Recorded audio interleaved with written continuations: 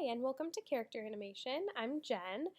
We're going to be going over some rigging and some animation in this course. Rigging becomes kind of the beginning step to be able to animate, and then we will focus in animation. So, per usual, you're going to go to Course Menus, and then the Learning modules to get started. Scroll down, we can go to Module 1. You can see what this week is all about. I always recommend that you look into the module introduction. There are some really, kind of just sets the stage for the week. You can look through that. And then going into the overview and reading and resources are really important. The reading and resources are going to have a lot of videos for you to look at. I also provide weekly videos, so between all of those, our introduction and overview, you should feel pretty comfortable. Excuse me. So each week we'll take a closer look kind of at one of the principles of animation. These are the 12 things that make animation work, discovered by Disney animators back in the day. They were, creating all of these animations, and then they decided to sit down and say, okay, what makes these successful? What do we have going here? What makes something seem comical, realistic, all that, and we get our 12 principles of animation, again from like the 9 old men. So every discussion that we do each week, your first post will be due by Thursday, so you'll answer the prompt, so introducing yourself and then looking at arcs, and then you'll have a minimum of 2 response posts every week. Try to really add to the discussion. This is a great place to get to know one another. I know sometimes in online classes it can be a little challenging. You see a name, but you might not know a face. But this is, 30 people that are all interested in doing the same thing you are. So what a great way to get to know people, find out who has questions, who's going to work in the industry, and who you'll know. And then we'll look at our assignment. So for this course, we will be using Maya. In your earlier classes, you've had an option of using Maya or Max. Either way, you can be set up for success here. It's completely fine. And I recommend that you download whatever year it is, that version. You can do a year in advance. Like halfway through the year, they may release the next year's version. I tend to wait a little bit to make sure that it's fully functioning, there aren't too many bugs, and if your computer is having a hard time running the most recent version, then you can go back a year or two. At this point, I probably wouldn't go back further than Maya 22, just because some of the tools have changed a bit. Most of the things stay the same, but I want to be consistent. So creating a manual rig. You'll begin by creating a manual rig, which means that you're creating all of the bones and joints, by hand, for the provided arm and hand mesh that will be used. So you'll just click on the guidelines and rubric, and you can click to download the file.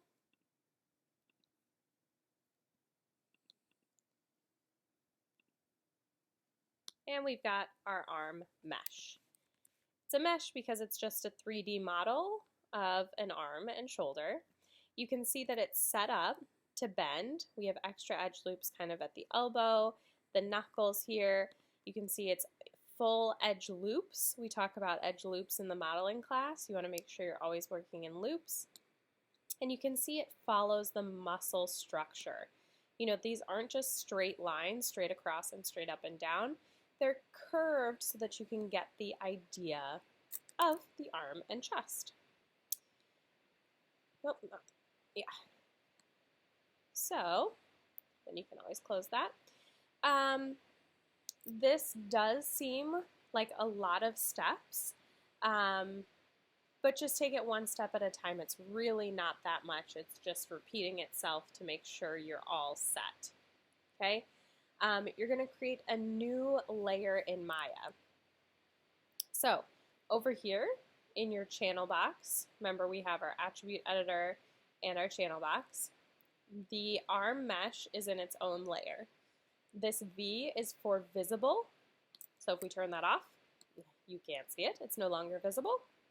And sometimes we use this third box here, which is empty.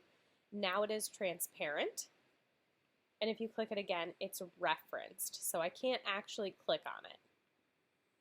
Okay, now I can. One thing to mention before I forget, make sure you have an external mouse. You don't want to be using your trackpad for this. It gets too challenging to see what you're actually doing. All right, so we're going to use our joint tool and place the following connected joints inside the arm mesh. Oh, first we need to create the actual layer. I got carried away. It's in its own layer, but if there weren't one here, we could go Layers, Create Layer from Selected, double click, excuse me, you can name it, and then we just hit Save. I get a warning because the object is not actually named Arm Mesh, so I'll just call this one Arm Mesh 2. Click Save. Again, if you have one in there already, you can just go to Layer, delete selected layers. If you need to create one, you can create your own. Again, this is really important because our joints go inside this mesh, and so we want to make sure that we're not going to have to click on the mesh or delete the mesh or hide the mesh every time. We can just change it to transparent or whatever we need, and then we can create the joints inside. Again, V for visible, reference, transparent. Okay, so once we get this all in our new layer, we're going to create joints. Now, at the top here, generally it'll start in modeling. You'll go down to the rigging drop-down, and we have skeleton, create, joints. Okay, so your first thing is to create the layer, then you're going to create the joints.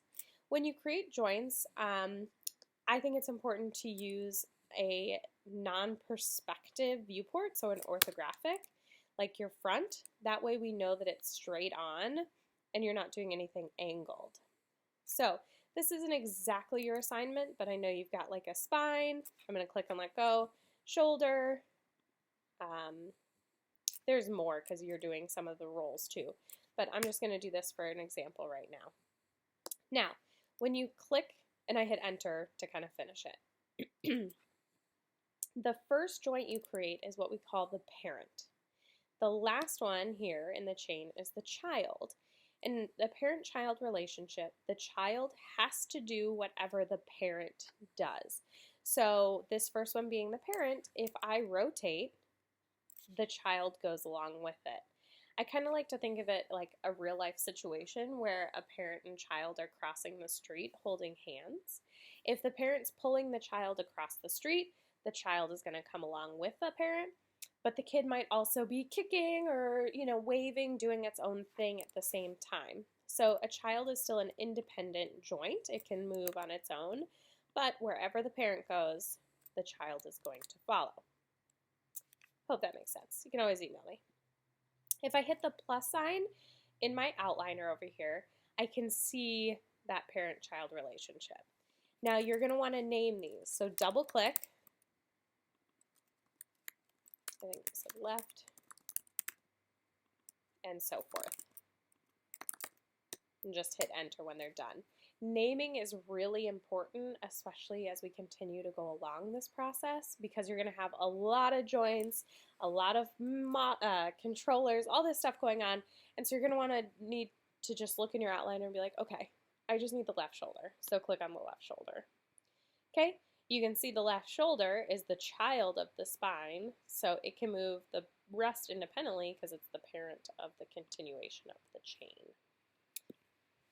But look, I already have joints set up. It's not perfectly matching the assignment yet, but you may want to practice just to make some joint chains, see how they move, see if you use move and rotate. Joints do not scale. It's all done with move and rotate. So this may seem like a lot, but in all actuality, all you're doing is kind of what I did here. This first part is just telling you the name, so what you need to call the joint, and then this is saying where you're putting the joint. So spine, center of the scene, x-axis at the sternum. So we've got your spine, shoulder, or left shoulder, left arm roll, so forth. And then you'll go all the way to the hand. Then you are going to create the hand. So you'll go through and create all of the fingers. Now again, this is really important that you label them appropriately. These joint names correspond to human IK, which is, we're doing the manual rig right now. Human IK is a preset rig that you can use and kind of adjust. We want to make sure here though that you know how to set up your own rig, how to edit the kind of standard rigs, so that you're set up for success for the future. All right, so let's look at the actual hand, the fingers, okay? So we're going to be doing your middle finger first, index, ring, pinky, and then thumb. You'll notice that each one has 4 joints. So we're going to do these separately. So I would look at a top view. You can see the kind of joints that I made quickly and haphazardly are not centered. So we want to make sure that they are. Now, let me see how I was talking earlier, how when you're just dealing with the mesh, it's hard to see your joints through. That's why we have all of these tools. Okay, so fingers. I said there are going to be 4 joints for each one. So think of everywhere that your finger bends. So towards the bottom, your knuckle, and then we're going to do a joint at the very tip of the finger. So you've got this little button here. That's your last used tool, so your joint tool. I'm going to do this rather quickly just to help get the idea. I'm going to hit enter on my keyboard. Make sure that you are paying attention to where the joints are, that you're keeping them straight, that you're keeping them centered in the mesh, that you're actually paying attention to where the joints would be. You can see mine have a little bit of a curve and are not, I did them rather quickly. So now we need to name all these. Okay, so you can go through, if it's easier for you to kind of copy and paste, we can do left hand to middle 1, double click and paste.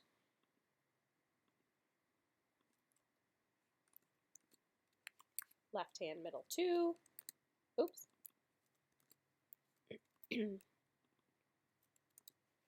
And left hand middle 4. Joint 5, left hand index 1, and so forth. I'm not going to name all of these just to save time in the video.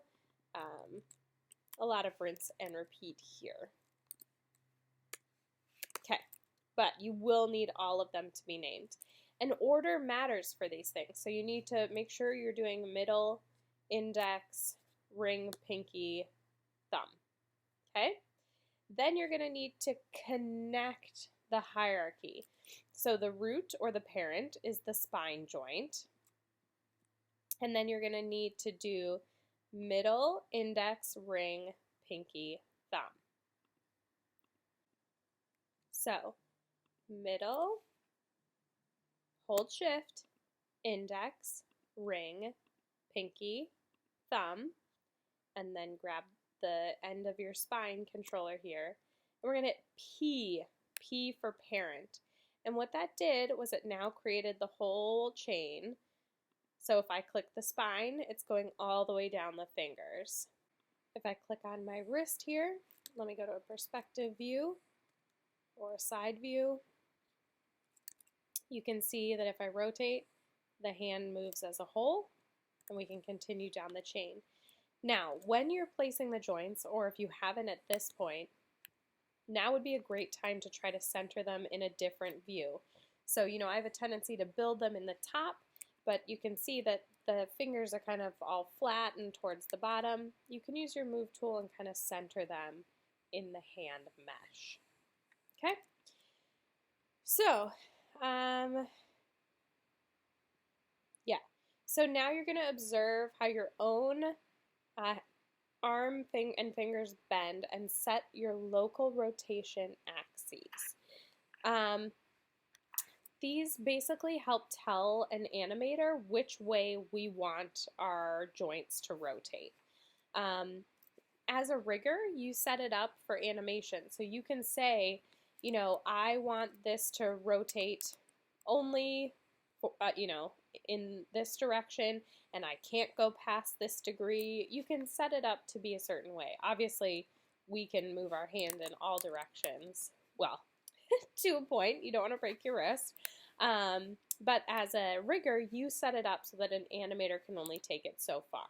All right, so now even with this, you know, you can sometimes have a hard time figuring out where to click, what to do.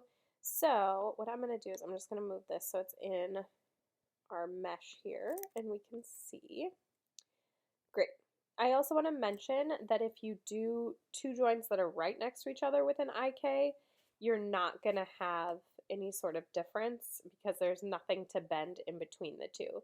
So it's made for two or more joints. Now, as I was saying, sometimes it's hard to grab just that IK handle. Yes, you can always use the controller, but what we do is we make actual controllers. So if we go into curves, we can create a NURB circle, just this first one here. I'm going to go into my perspective view for a second. And then we can grab this, and this can be called, you know, the left arm IK control. And again, we can then move this up.